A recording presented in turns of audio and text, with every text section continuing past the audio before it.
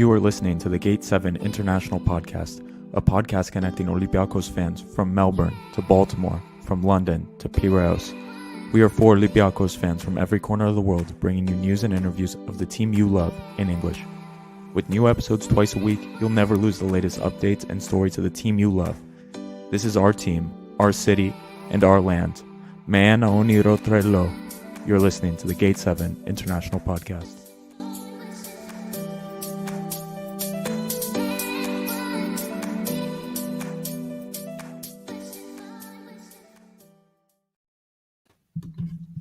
What's happening, everybody?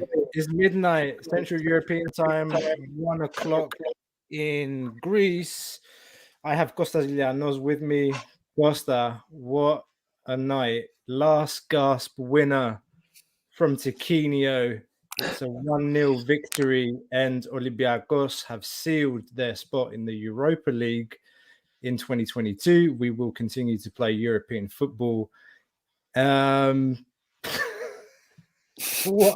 What a game. I think we were pulling our hair out for most of it, thinking, oh my God, it's going to be one of those games where, you think we're going to be playing for years and years and we're not going to score. It was just one of those. And then Oleg Ryabchuk became Kostas Ryabchuk and Tiquinho with a centre-forward finish. Anyway, listen, before we get into the game, make sure you subscribe. Make sure you hit the like button, guys. It helps with the algorithm and everything. It helps us to get more Olympiacos fans from all over the world to come and join. Big shout out to our sponsor, Piraeus International. If you're looking to ship from the US to the rest of the world, give our friends at Piraeus International a call. And last but not least, manscaped.com. If you're looking for a trimmer for your balls or for any other part of your body in particular, this is the thing to get, guys. Manscaped.com. You can buy some nice boxer shorts there, or if you like deodorant for your balls as well, go for it. You've got some good stuff there. The boxer shorts are great, and the clippers are very good, guys. 20% off until the end of this month. And they already have some deals going, Black Friday, Christmas deals. So it's literally cumulative. Like you can get a 45% discount plus 20 to 65% off. If you're looking for a trimmer, guys, and you like shaving your balls, don't use the same trimmer. Buy another trimmer, dedicated to, your nether region. 20% off at manscaped.com. Now, football. Costa, what are you saying, man? How are you feeling? Well, I feel like Olympiacos played like a Greek team. Very predictable kind of game. Cross the ball and hope for the best. Slow, very slow game. Just like I saw a lot of shades from Mike Athens. Olympiacos have been having the same manager since 2018, if I'm not mistaken, and he's an amazing manager. I'll get to that thought process a little later, but there seems like there's no identity with this team, no character. We played in a 4-2-3-1 formation tonight with Agibu Kamara at number 10, and Villa and Kamara, and the other Kamara in midfield. El Arabi led the attack. Sometimes we play with a 4-3-3. Sometimes we play with a 3-4-3. It's starting to feel like Olympiacos are facing their mortality. As a sports journalist myself, I get stories of the European Super League still being alive. I get stories of Arsene Wenger and Gianni Infantino wanting to impose the World Cup every 2 years. It's all about money right now. Money's playing a huge part in football right now. Olympiacos can take a talented player so far, and Olympiacos have a lot of talented players in the team and a very talented manager that I'm starting to feel like they want to move on. Olympiacos has become quite a purgatory for them. Madi Kamara, Useinuba, Papa Boussisse, Pedro Martins himself. I feel like they just want to move on, and Olympiacos has become quite a groundhog day for them. And Olympiacos are just meeting their mortality right now. They've taken those players far enough, and they just want to move on. And I didn't see much from Olympiacos. There's so much talent in this team, but it's not being used. And I'm feeling like it's a matter of character. It's a matter of, I want to move on, man. I've given you everything I can give you. I want to play in the Champions League, the Premier League, La Liga, Serie A. I want to move on. That's what I saw today, in my opinion. To be honest, Costa, I think, something we talked about the last couple of podcasts, or when the results have been poorer, but the performances all year, I think it's just been kind of wishy-washy. And I think we were texting each other during the game, and I said, I think this is the worst Pedro Martins team of the last 4 years. And I've said it before, I think it's the end of a cycle. And I'm of course happy we won. I'm happy for the team that we've qualified for the next round. Guys, I do want to say, for those that are online now, comments coming in thick and fast. We will be opening the lines again today. We started doing that on the last episode. So we are going to drop the link into the chat. If you want to come on the show, have a chat with us for a couple of minutes, tell us your thoughts. A couple of people, I think, said even they just came back from the stadium. Our guy who's on nearly every time, Thrylos Mastura. If you want to get on the show, Ella. We'll translate. Yeah. Come on the show. Anybody want to get online with us? We're going to drop the link in the chat in the next couple of minutes. Costa, you raised some really good points, man, and we're going to get there. We're going to analyze that, but before we do, I think we need to take a look at the group, because things got interesting.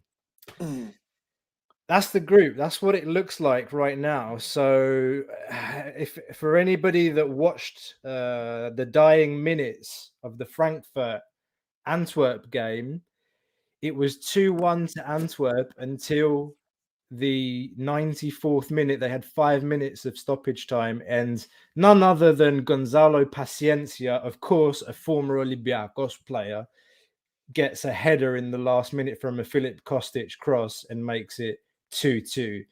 So Frankfurt top with 11 points, Olympiacos 9. Those two teams are through to the Europa League. Fenerbahce and Antwerp, there's still the third spot is still open. So we now go to Antwerp for the last game, with Antwerp wanting a win to be able to get into the Conference League, and Olympiacos wanting a win to get top spot, hoping that Frankfurt will slip up to Fenerbahce in Turkey. So it's an interesting end. It would have been even more interesting had Frankfurt lost, but it sets up an interesting encounter in Antwerp for the last game. Well, we texted each other a lot during the game, and personally, I don't think Olympiacos really deserve top spot. Eintracht don't deserve it either, but when you're playing against a mediocre team that you can't beat, you're not going to lose. Olympiacos conceded 2 goals across those 2 fixtures with Eintracht in stoppage time, which is a cardinal sin in football. You just don't concede at stoppage time. You never concede at stoppage time, especially at the Karaiskakis, when it was so obvious Olympiacos can't win. They conceded the winning goal when it was just 2 minutes before full time, which was ridiculous. One of the worst Olympiacos displays under Pedro Martins I've ever seen. Could you just confirm something with me? Fenerbahce have a better record against Antwerp, so aren't Fenerbahce through to the conference no matter what? Or is it the goals difference? Did they draw in their game? They drew, and then Fener won 3-0 in Belgium. So now I'm just trying to understand, do Fener have anything to fight for except for prestige and glory and pride and we're the best, screw all the rest kind of thing? I wonder if Vitor Pereira gets sacked today. I don't know. I mean, maybe there may be some changes over there. I mean, they just came from a big victory against their rivals in Istanbul, Galatasaray. So I don't know, but I feel like that's been coming for a long time with Fenerbahce. So I mean, they're playing in Turkey in front of their fans against the German team. So I think, I agree with what you said, though. I don't think that we deserve top spot. I was thinking about it on the way back from watching the game, that, you know, what a waste it was to lose to Frankfurt at home, and we wouldn't be having this conversation. But and you know my thoughts on this. I've said before that Olympiacos, for the history of the club and, you know, prestige and who we are, we're a team that should be in the Champions League, Europa League, but the state of our league and everything renders us, for me, a conference team. Going up against a third place Champions League team, going to be very difficult, unless it's like a Sheriff Tiraspol. But Sheriff Tiraspol, they beat Real Madrid away from home, so it's... Shall we discuss the potential opponents for if Olympiacos / when Olympiacos finish second in the Europa League group? If you have it there, go for it. I got it. So I'm looking at RB Leipzig and Club Brugge right now. Have I pronounced it right? Club Brugge, yeah. It depends Club if you're saying Brugge. it if it's Flemish, if you say it in Flemish, or if you say it in French. Anyway, I said it in French. Okay, is Brugge correct? Yeah, it's fine. Okay, I'm looking at Leipzig and Brugge, and let me tell you, those are really hard opponents, both of them. Then Didn't we play Leipzig in a friendly this summer? Did we? Yeah, that's a friendly though. Summer friendly. They barely count. Yeah, but they still beat us quite easily, if I remember. Okay, well, that's even worse then. Yeah. So now we're going to AC Milan and Atletico Madrid. Yeah. Okay, moving on. Borussia Dortmund is the next one. Besiktas are out with 0 points, which says a lot about the Turkish league right now. Football right now, yeah. We move on to Sheriff Tiraspol, who are definitely gonna be going to the Europa League, because Shakhtar have 1 point, so they're 5 points behind them. And as you said, they beat Shakhtar, they beat Real Madrid at the Santiago Bernabeu in what is probably the biggest upset in Champions League history. Debatable still, I guess, but surely up there. Then we got Benfica. Nothing easy about them. Costa, you know what? The way Olympiacos has been playing this season, we're not a team that likes to take a game by the scruff of the neck. My idea of Olympiacos, and I think everyone's idea of Olympiacos, is you want Olympiacos to come out at home and strangle the opponent high up the pitch, to play high intensity, pressing, like attacking football, possession. And I've said it so many times before the last few weeks, I'm getting bored of saying it.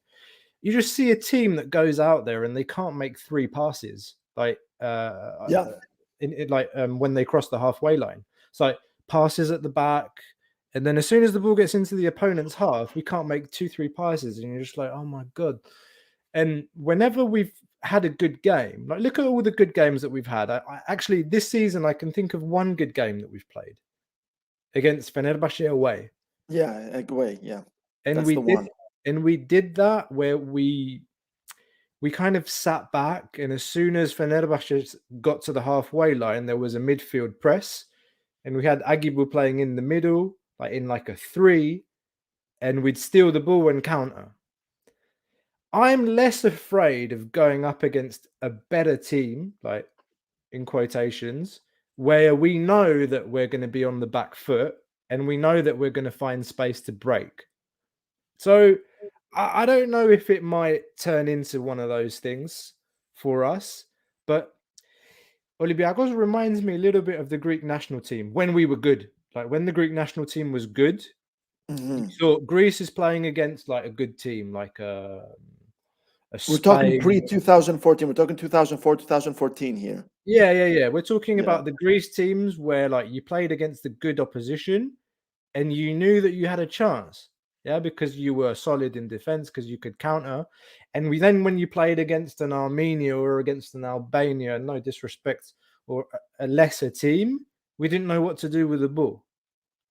But they got that Greek national team always took the results. But it was always ugly. It was always, oh my god, what are we watching again? They didn't know how to attack, but they'd get a penalty, where like Sardas would put a cross in and Charisteas would get his head up from a free kick, whatever. I don't know. And It's all let's just read those teams so the audience know exactly what Olympiacos are up against. I'll start from the beginning. We got Leipzig, we got Breeze from Group A, we got AC Milan, Porto, and Atletico Madrid, because Liverpool are the only team from Group B that have gone through. So we got Porto, Milan, and Atletico Madrid from there. we got Dortmund from Group C, because Sporting have punched their ticket. Sheriff Tiraspol that are by far the best opponent Olympiacos could get if they finish second, when they finish second. Benfica, Group E. Then we got Atalanta and Young Boys who beat Manchester United in Switzerland. Sevilla, Salzburg. Wow, it could be really messy over there. Salzburg, Sevilla, Wolfsburg.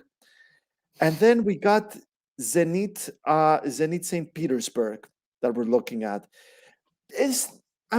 Like we said, best case scenario, it's Sheriff, but Olympiacos are just not convincing. And you made a good point, because no matter who gets in there, there's a lot of questions coming up about, it's not just a matter of talent, it's also a matter of character. Even if Sheriff come in, can Olympiacos deal with a potential pressure of the favorite? Olympiacos should beat them in Greece. Can they beat them though in Greece? Can they win in Tiraspol in that kind of football pitch that they have over there? And you said it so well. When I made my radio debut in Greece, I got to talk about Olympiacos facing Wolves, and Aris, your co-presenter, made a really good point before the game, that he would put Olympiacos against anyone. He would not rule out Olympiacos against anyone. And that's how it felt. I have never seen Olympiacos playing better than they did in the 2019-2020 season.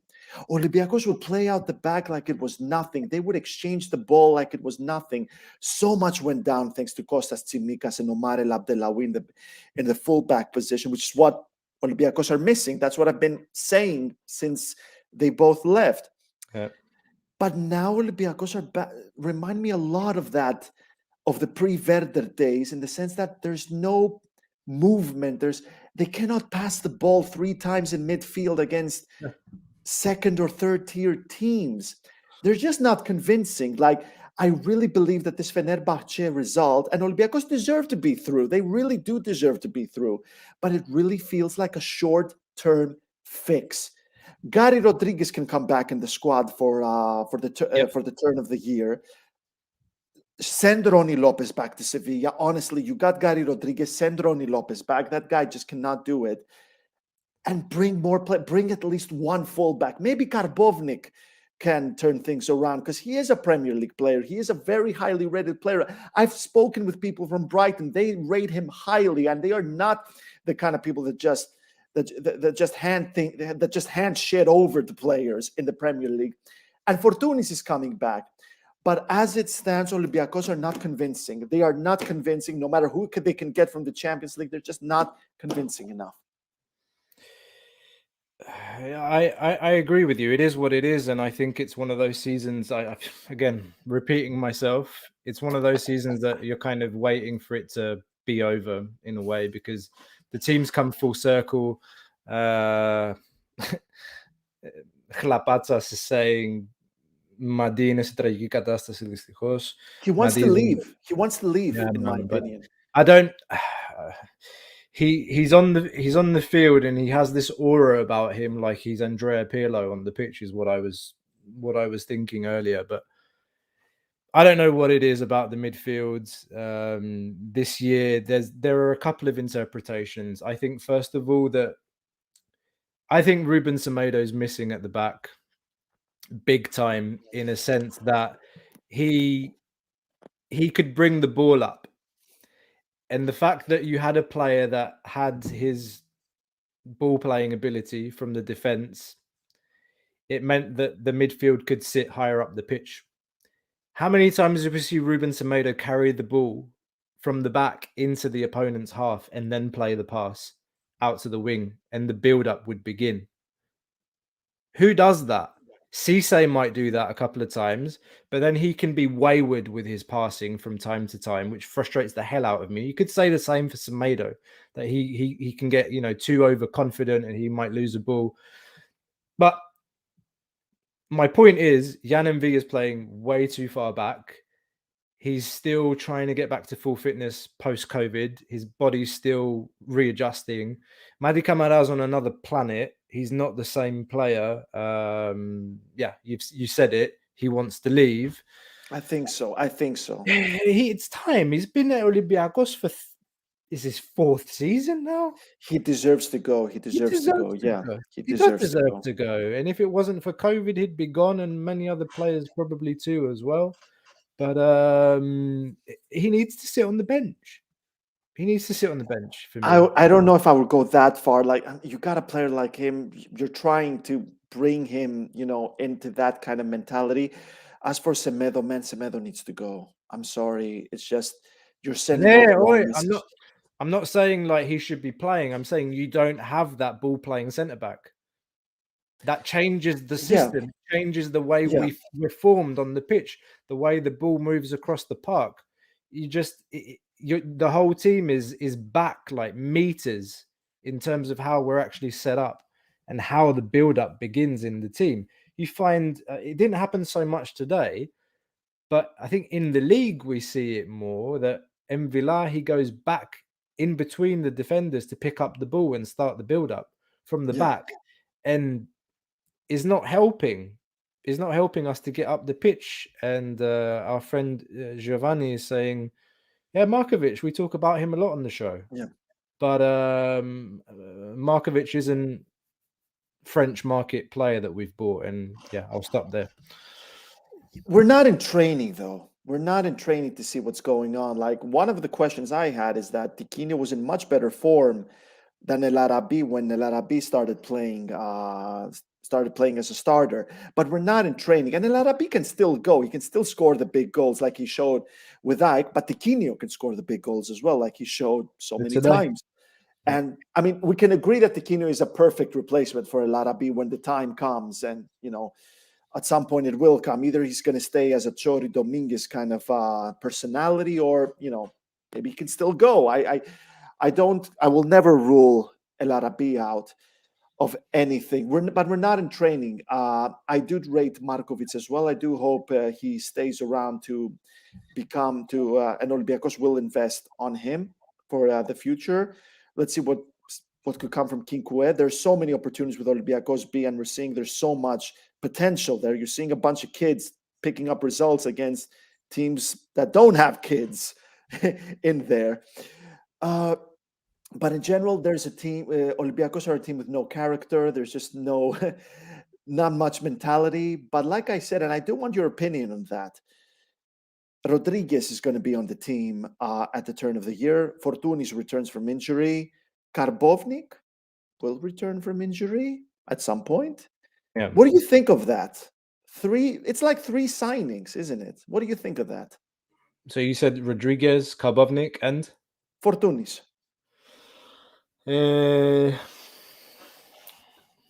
I don't know what's happened with Karbovnik, man. Like, you know that I think the whole situation with the wingbacks was a complete mess over the summer. It's like, how the hell did we not sign a left back? Don't get me wrong. Like, I like Oleg Rabchuk for what he is. I think it's so unfair that he's compared to who was his predecessor. Kostas Tsimikas plays for Liverpool, guys.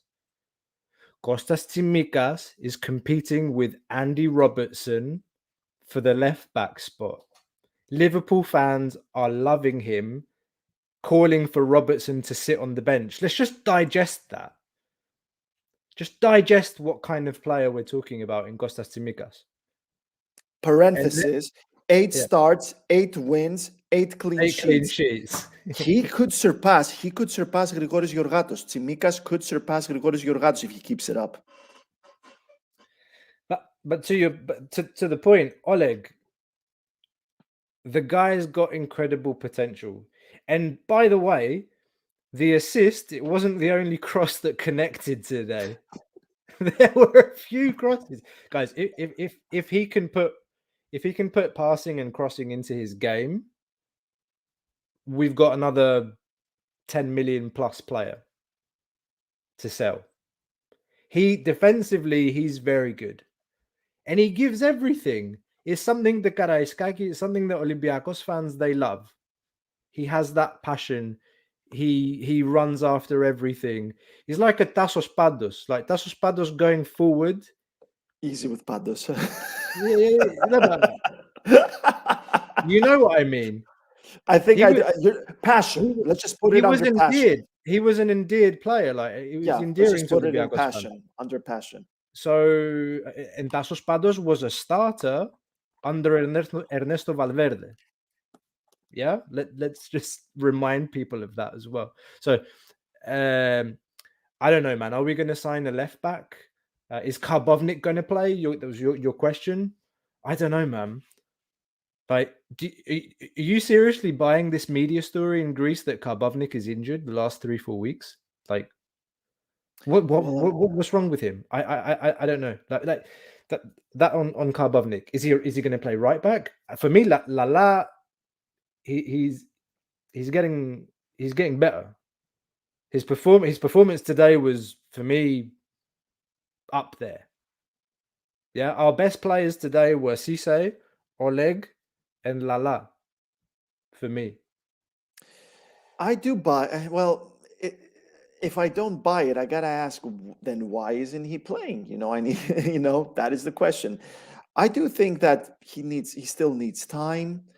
I still think that he's a player I want to see more of.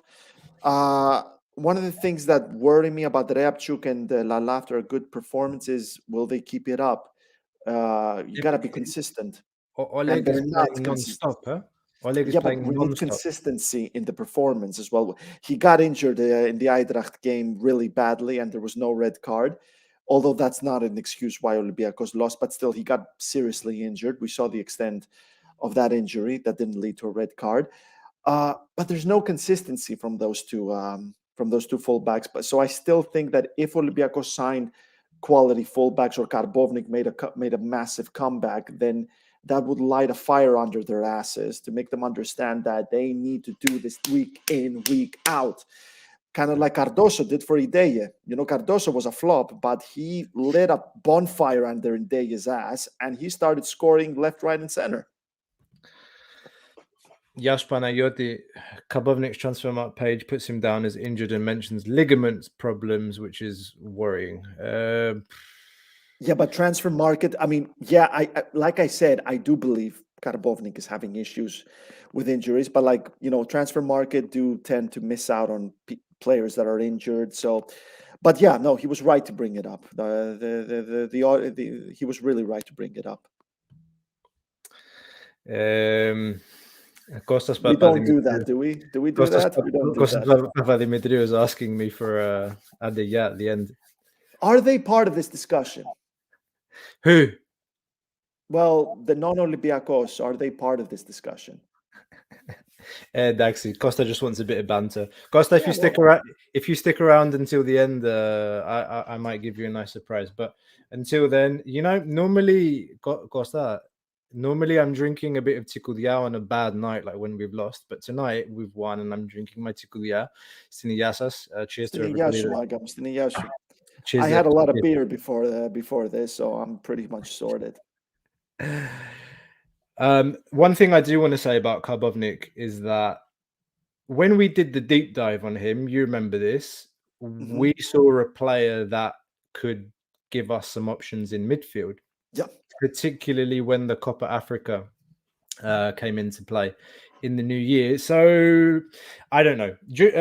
Jury's still out. Let's see if he's going to actually get some game time. But I can't see Oleg Reapchuk coming out of this team.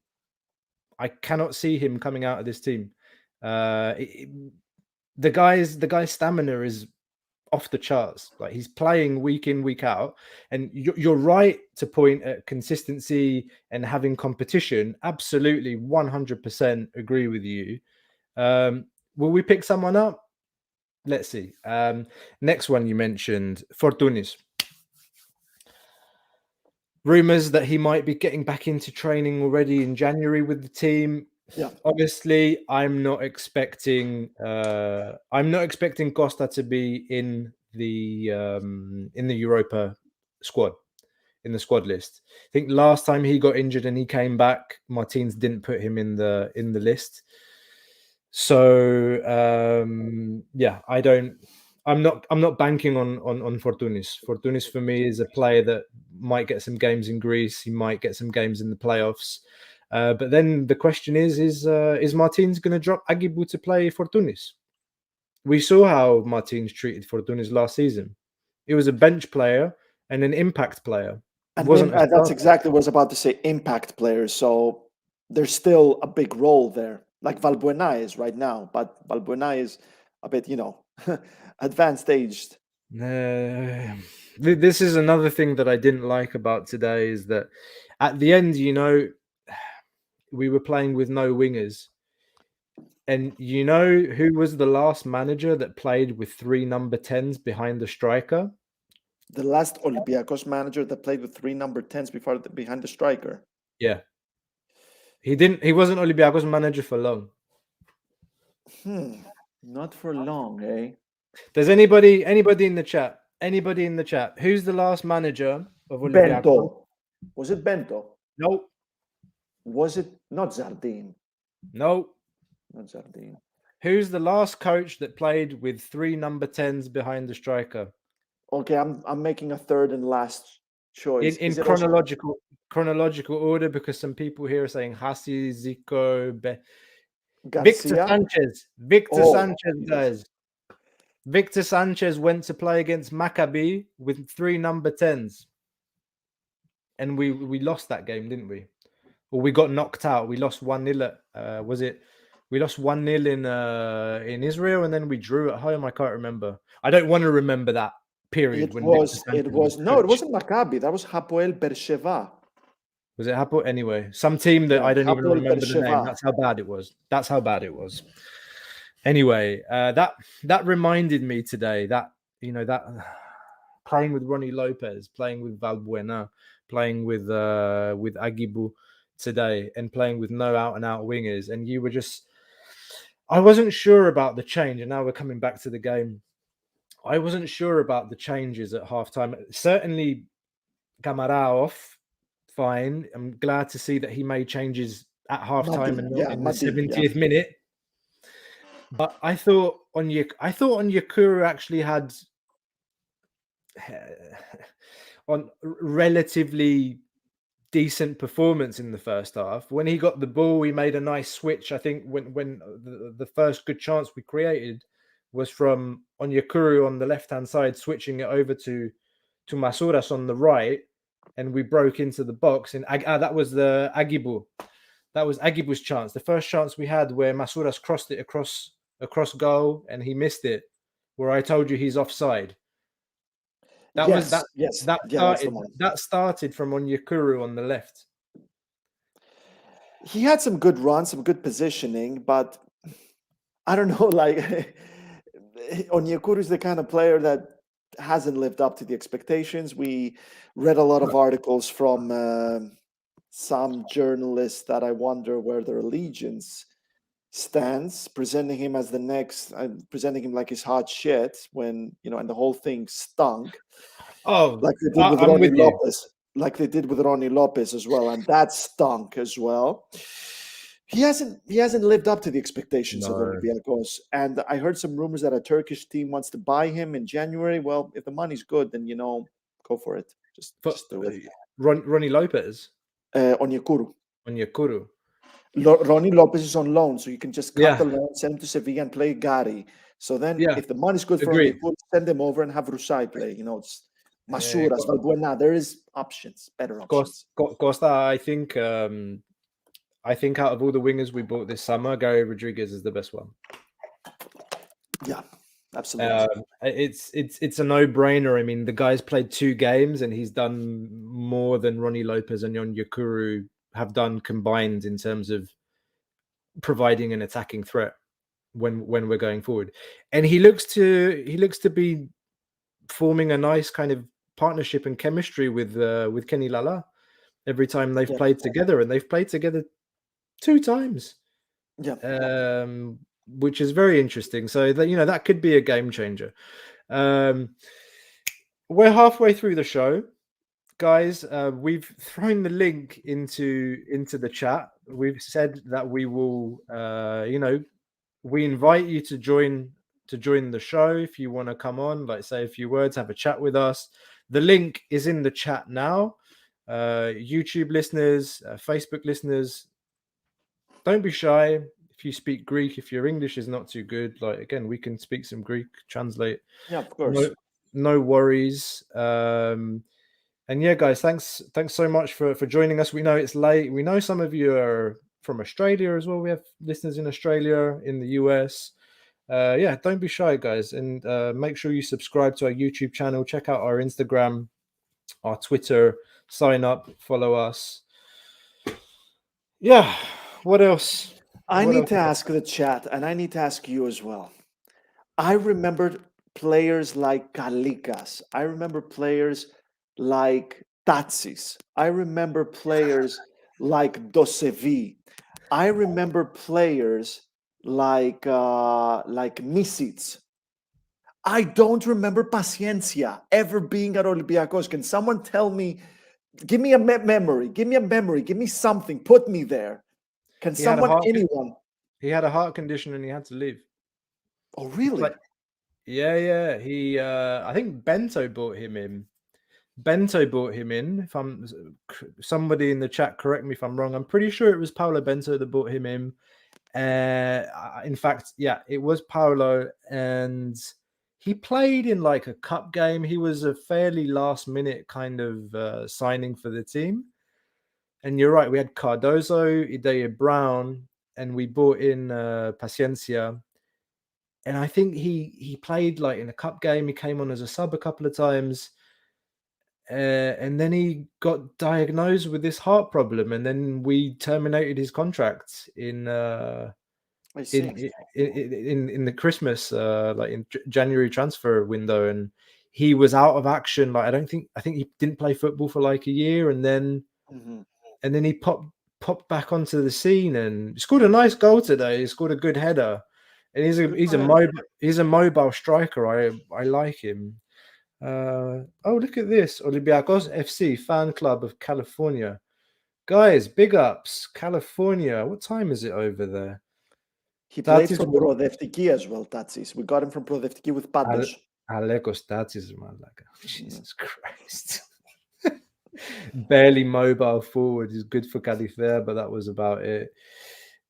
Yeah, guys, by the way, if you guys don't know, Califea is an interesting club right now because our friend Peter Philippakos, former Olympiacos player from the US, Greek father, he's like the director of football at Califea now. Interesting project there for those of you that are following Super League 2. Leonidas Vokolos is their manager.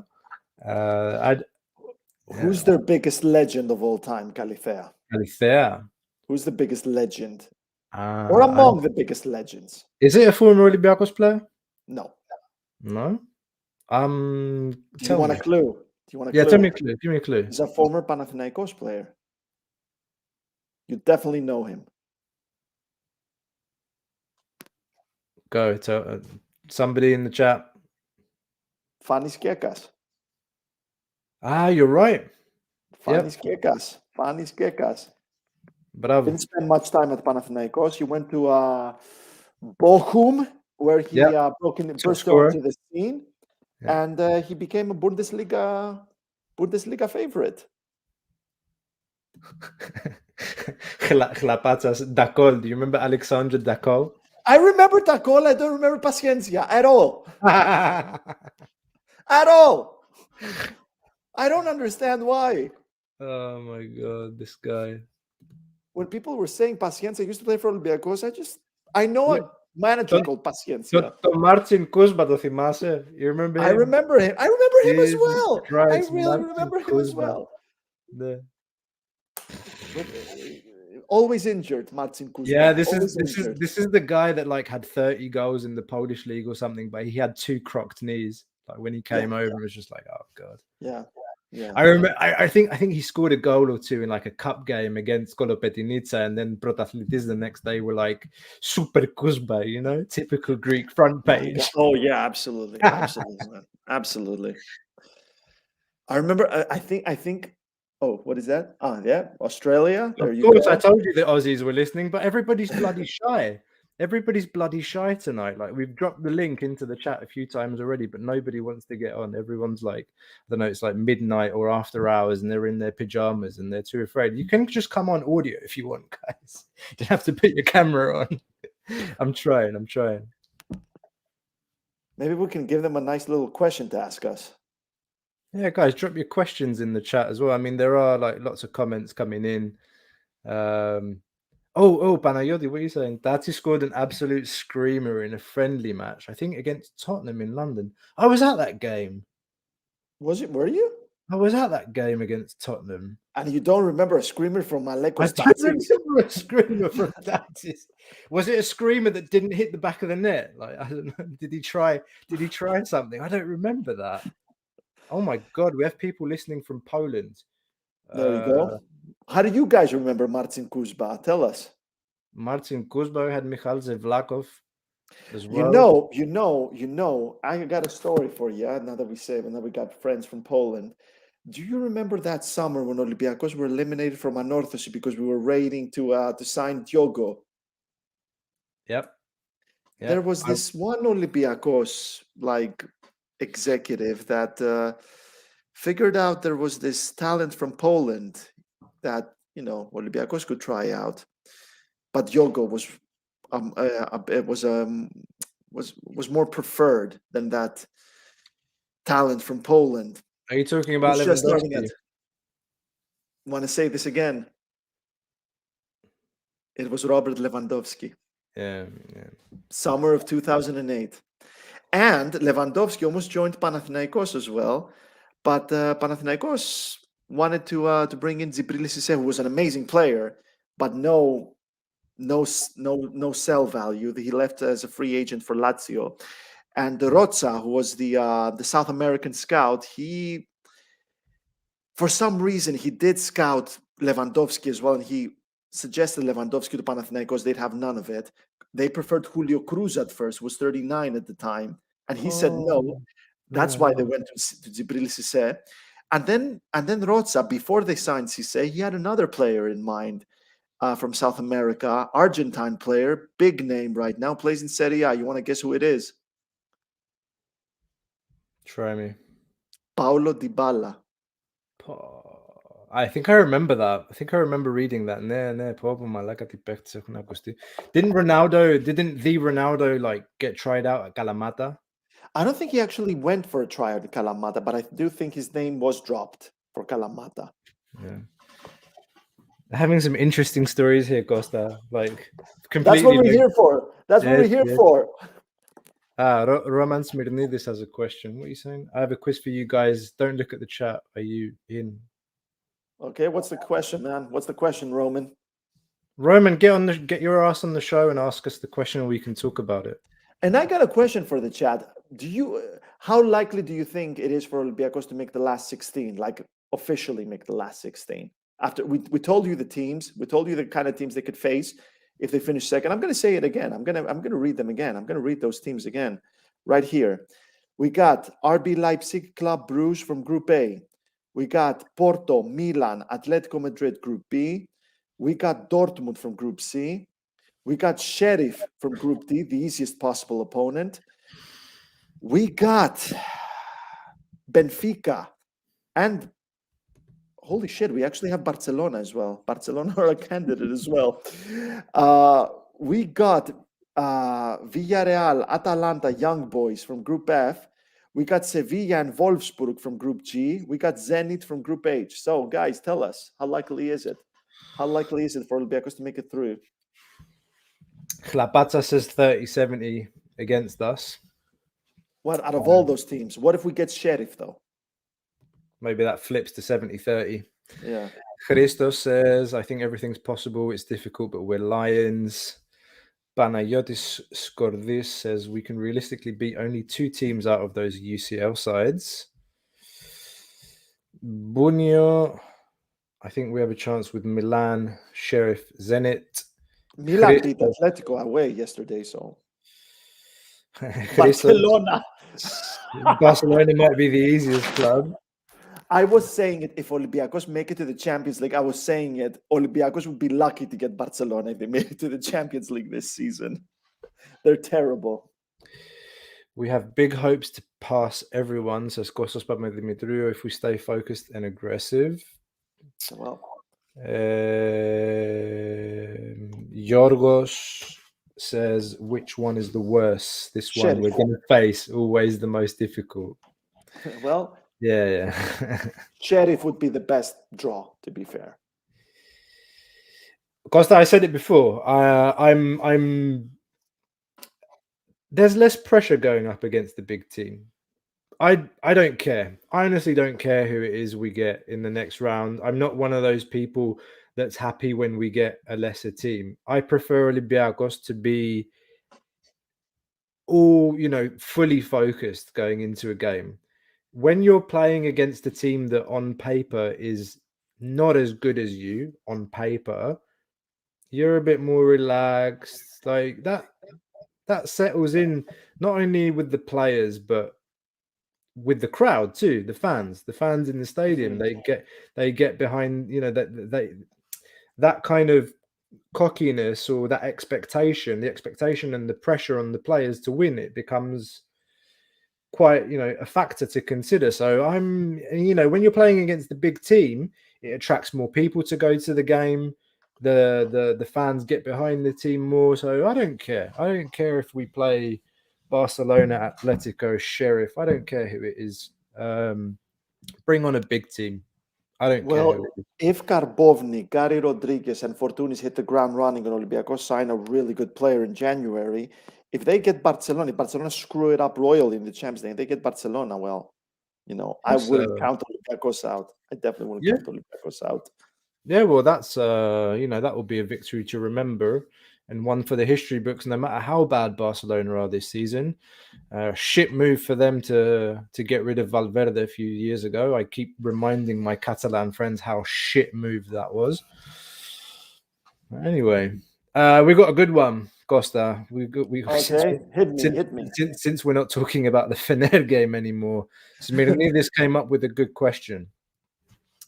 Name 6 players, he says, that played for Barcelona and Olympiacos. No help from the chat.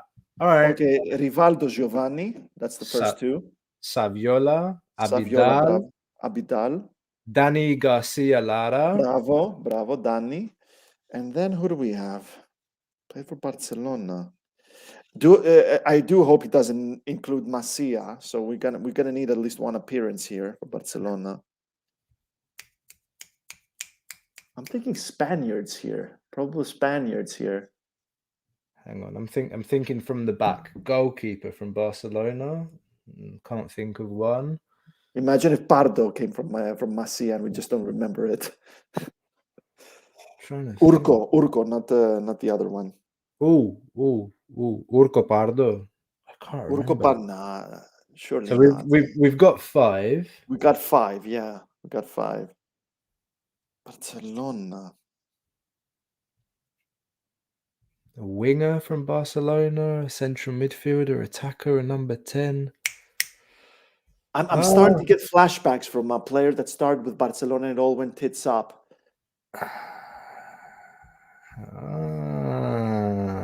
Ismirnidi, where are you? I'm thinking a player that started out at Barcelona and it all went tits up. That's what I'm thinking. Touré, Touré. Well, yeah, but it was after. Touré was after, but he returned at Olympiacos, so it counts, Mirnidis. It counts. Wait, that's 6. That's 6. But now I'm looking at the chat. There's Afellay as well, so that's 7. Afellay, there's 7. Yeah. There we go. 7. I think we made it. Yeah. Babangida. Oh my Jesus! Is it Babangida? Babangida. Yeah, he played for Barcelona for a little bit. Yasure Chris. Hey, Chris. Chris Wheatley. Yes, we know Chris. Chris Wheatley, secret, not so secret Olympiacos fans. I want to take this moment and tell everyone that if you want Arsenal news, that's the guy you go to. This is the best source you could find for Arsenal news and Premier League news in general. Go for him. Chris, incredible journalist and incredible guy. Chris, if you're feeling up to it, hit that link. Come on in, mate. man. Come on in, dude. Come and chat with us for 5-10 minutes. Maybe we can talk Ozil, Oh, yeah. Oh, can I just say something? Like, we didn't talk about this. We were so bad today that we struggled to beat a Fener team that were playing with, -4 of their key players.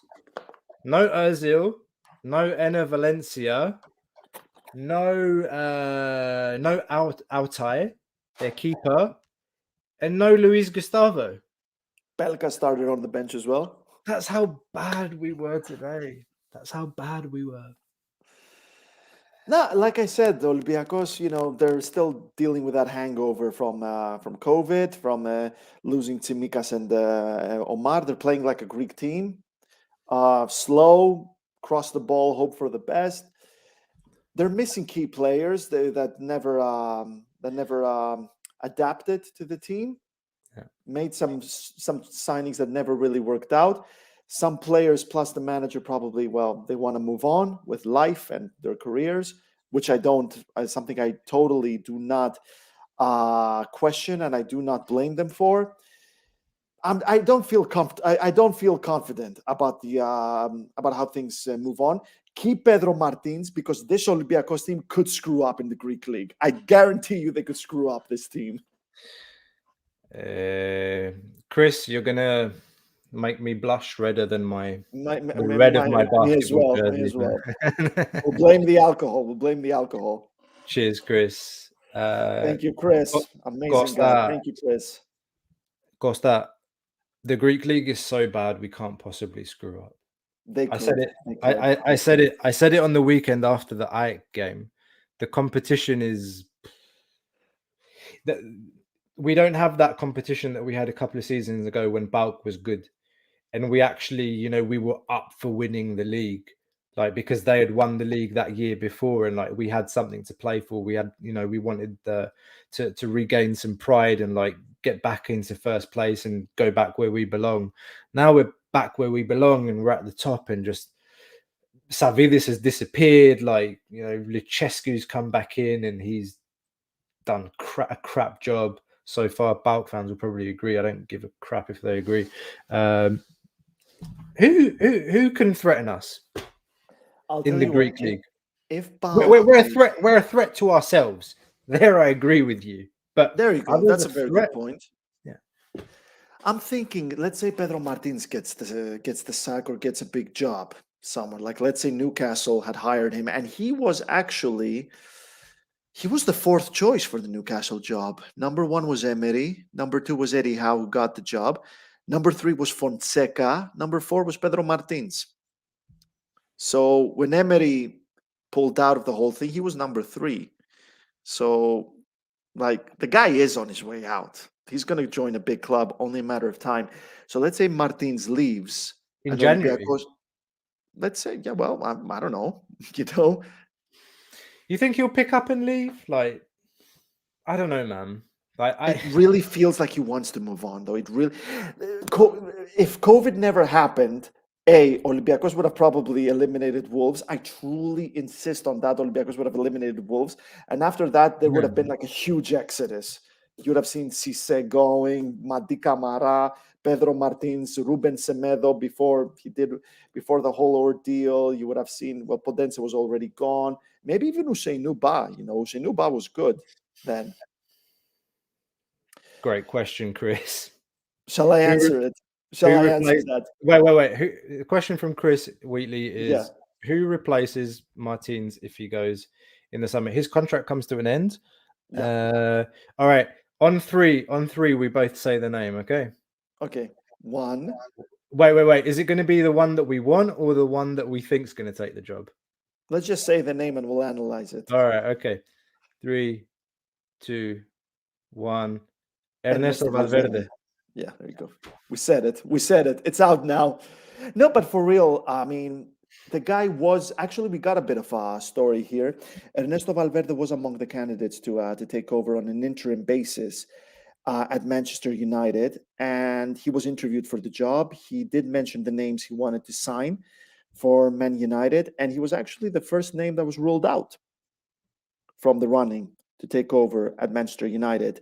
I don't know if there were any other names that were actually ruled out until Ralf Rangnick became the front runner for the job. They need to figure things out with Lokomotiva now. He was the first one to be ruled out of the running, and I could definitely see Olympiacos when Pedro Martins leaves.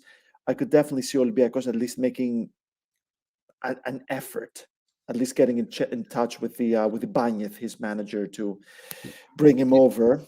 Do you think there was a little phone call the last couple of days? From whom? From Marinakis to Valverde. Why?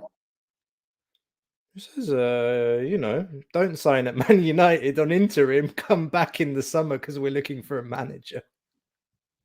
I would give that exactly minus 100% chances of that happening. You don't minus think 100%. You don't think that there's been a little phone call from the club? Well, I mean, we know that Valverde loves the club and that he has a good relationship with the president, and I mean, it's a dream. Hey, Ernesto, it's Vangelis here. Don't go to Man United. Just come to us in the summer. Come to Olympiacos. Come to Piraeus. That's you know that's just like a premium kind of Greek press article in sportdog.gr tomorrow, isn't it? It's like Valverde called, what was it? Marinakis called Valverde, something like that. Can you imagine? Actually, PAOK got in touch with Valverde before signing Lucescu, and Valverde turned it down. That. But can you imagine if Valverde had Jesus Christ? PAOK? No, I'm not knocking PAOK down. I'm just saying that here's Man United getting in touch with you, saying, "Hey, you want to come to Old Trafford and manage, the team that Sir Alex Ferguson used to manage?" Can you? No, but for real though, Chris, to answer your question, I could definitely see Olympiacos getting in touch with Valverde, at least making an effort for it. Other than that, they would try the Portuguese market because there's been a lot of success from that country. We started with Marco Silva, who's now doing great things with Fulham, and he's going to bring them back to the Premier League, in my opinion. So yeah, I would see either Ernesto Valverde or Portuguese market. I'm just going to bring in some other comments from the chat. Thrylos is saying, "What if Martin stays?" No way. And he stays. But I don't think he's going to stay. He wants to move on, guys. There's no Haven't way. you ever been in a job where you feel overqualified? I mean, yeah, he wants to move on. I don't. But if he stays, he stays. That's the answer to the question. No. If you're saying there's a minus 100% chance that Marinakis has given a call to Valverde the last week, then it's a minus 500 that Martin stays at the end of this season. Age Postecoglou is getting a lot of love. I don't know if they're all Australians that are writing this in, but I think he'd be great for Olympiacos. He'd be interesting. You look at a lot of managers that didn't succeed too much, or they did start well and didn't end well. But if they came to Greece, they would be amazing. Chris Wilder was a free agent until very recently. If he had come to Olympiacos, he would have been a huge success. Yeah, well, we're in November, coming up to December, guys, and yeah, still some time to the end of the season. I don't think Pedro Martins is going anywhere. If you look at, correct me if I'm wrong, Costa, but who are the clubs that are actually looking for managers right now? And we know the guy wants to go to the Premier League. Who's looking for a manager right now in the Premier League? But Newcastle was the job, wasn't it? No, that's taken. Eddie Howe's got the job. True. Obviously, would he be up to going to the Championship? Starting with the team and bringing them back. Anyways, I don't have a look story at Marco Silva now. Well, Marco Silva is a funny one in England, the way he's being perceived, because he is a very talented manager. Yes, you would. You would not do that if Mourinho came to Olympiacos. You would not be No. grumpy whatsoever. You Mate, would not be grumpy. I'm a Tottenham fan. Okay. No. Yeah, but that's I'm not a fan. Olympiacos. That's Olympiacos. No, really, Mourinho. He could take us. He could take us to the quarterfinals of the Europa League. I don't know, man. No, I don't no, know. he I'm a couldn't. bit. I don't know. To be fair to Mourinho, I think that he was sacked before that cup final game because he would have got money, a bonus, if he'd have won it. And Daniel Levy probably. Yeah, but you would have won your first trophy since 2007. No, I know. No, I thought that was a mistake getting rid of Mourinho before the cup final. But anyway, I don't know if Chris is still there because Chris, you know I'm a Tottenham fan. But anyway, more of a Liverpool fan these days because a certain Tsimikas plays there. But anyway, For real, if Liverpool win the Premier League and the Champions League, first ever Greek player who wins those two. yeah. Christos reminding us about Leonardo Jardim leaving because we weren't playing nice football, and then he went on to do what he did with Monaco. Yeah, he had Kylian Mbappe on his team as well. Costa, we've been going for an hour. Shall we do man of the match, coach's grade? Ooh, man of the match. Ooh, and we can wrap it up. Actually, man of the match is an interesting one. This game. What do you think? Who's your man of the match for today? Oh yeah, that's nice. Not just throwing me there. I think Oleg takes that, doesn't he? I think Oleg Reabchuk takes that, but it's not because we were a great team and he stood out and he carried the team towards victory and stuff. He was decent. He was consistent. He showed heart. He put a lot of runs in. He got that big assist, big cross as well. That was a great cross. So yeah, I'm giving it to Reabchuk. It's hard to disagree with you. I think, Oleg, Kenny Lala, Papa Boob Cisse, they had good games today relative to the team's overall performance, always. But yeah, I think Oleg's the guy. Oleg's the guy for me. And you can't give it to Tiquinho, but Tiquinho is the match winner. Is a match winner, and I have to say, it's what we call in Greek. Is there an English term for this? Sederforisio goal. It was a centre striker kind of goal. Yeah. A striker. It was a centre forwards goal. It was trademark, just like wonderful low cross from the left hand side, and then just that one touch finish was beautiful. And I was watching it with the Brussels Gate 7 crowd, and we said it was one of those games where we were poor, and you were just like, really, we're going to draw against this Fenerbahce team, which is really not good. And then he scores that goal, and it was a raucous atmosphere at the fan club. We enjoyed it. We enjoyed the goal. We gave a few high fives, and I was fuming. I was really angry. You're like, yeah. I was just, really. Coach's grade 7. What? What is it? What do we do out of 10? Out of what is it? A, B, C, D. Oh yeah, sorry. Yeah. Elade 2.1 B minus. If he gets a B minus, he gets a 2.1. I'm gonna be boring. I'll probably agree with you, like a B or a B minus. I don't know what his issue is with Mario Vrusai, and I'm not just giving him that for that reason. I think he gets a B actually for me because he made the changes at halftime. I think Kamara needed to come off. I didn't agree with the Onyekuru replacement, and I feel like he's kind of cutting his wings from underneath him as well, because it's not like Onyekuru. We bought him to make a difference up front. We spent 5 million supposedly, and he hasn't done that. But tactically, he's been far better than we've all expected. He does help tactically on the pitch. And the situation that our midfield finds itself in, that we're been underperforming in the middle of the park, is not helping him. They're not finding him. You see him making some intelligent runs and trying to get into space, but it's just like he's not all there, and the team around him and the players around him, they're not helping his performances either. And I think we needed some pace at the end, particularly towards the end of the game, because you just felt like the ball was going to Lopez, or the ball was going to Valbuena, and Valbuena's going to cross it into the area, and there are 6 defenders in the area, and El Arabi on his own, and you're just like, okay, here we go again. And like you said, we were playing like a Greek team, Yoma, Xana Yoma, just like throw the ball into the box.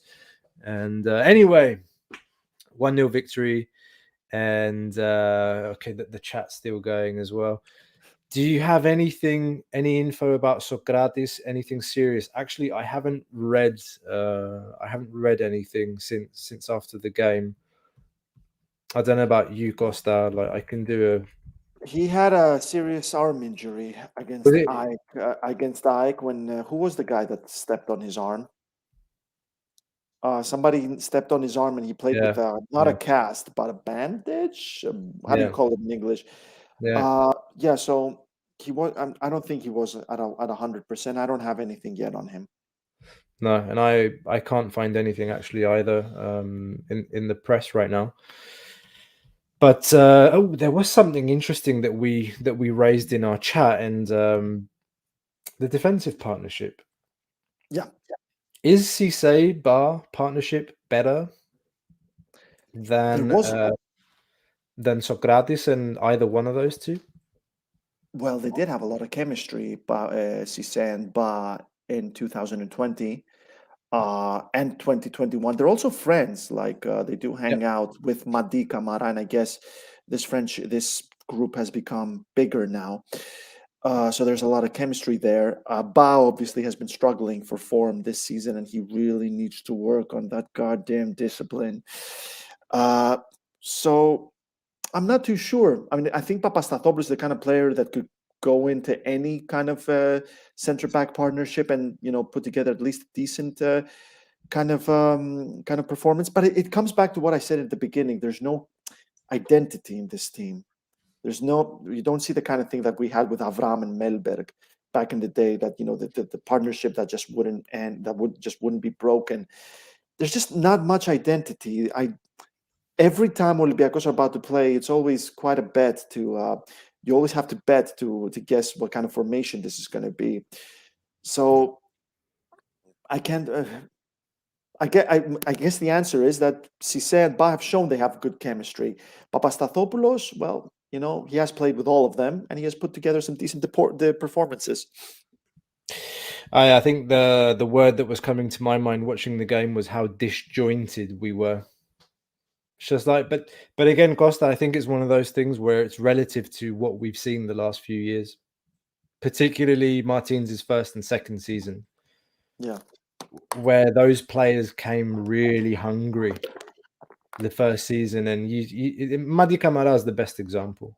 Like the progression that he had the first and second years was just astronomical in terms of how he progressed. And third season, and now he's been in regression.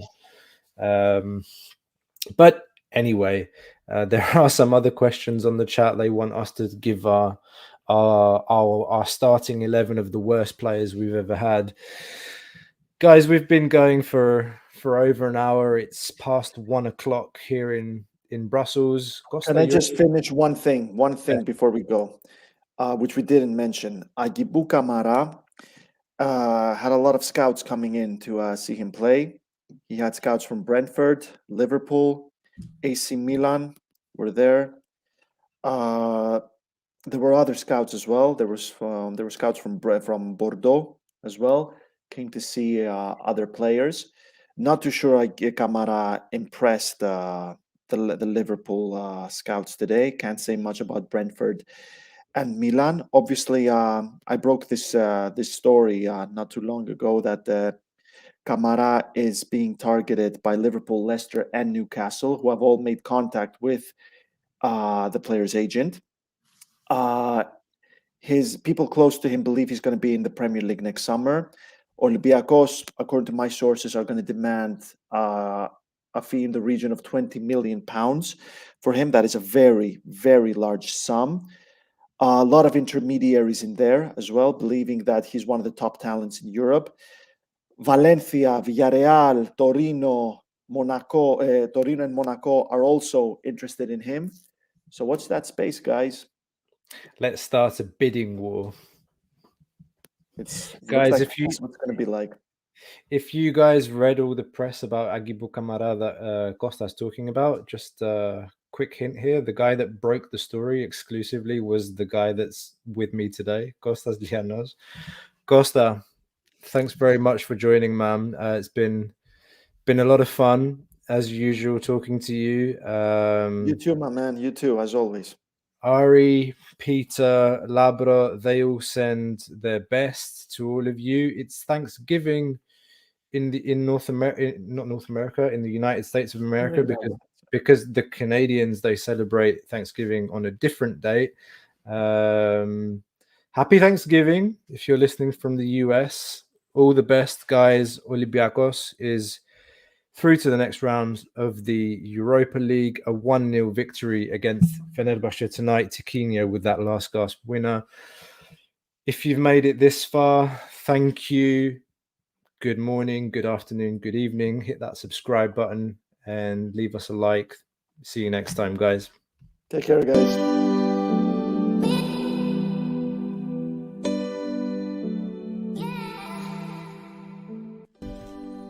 You just listened to an episode of the Gate 7 International Podcast, a podcast connecting Olympiacos fans from Brussels to Tokyo, from Toronto to Geneva. We are 4 Olympiacos fans from every corner of the world, bringing you news and interviews of the team you love in English. With new episodes twice a week, you will never miss out on the latest updates and stories of the team you love. If you liked what you heard, make sure to follow us on social media at Gate7INTL, give us a subscribe on YouTube, or even leave a review on all our podcast channels. Until next time, this is our team, our city and our story. Thrylos είσαι. Στο μυαλό κάτι μαγικό.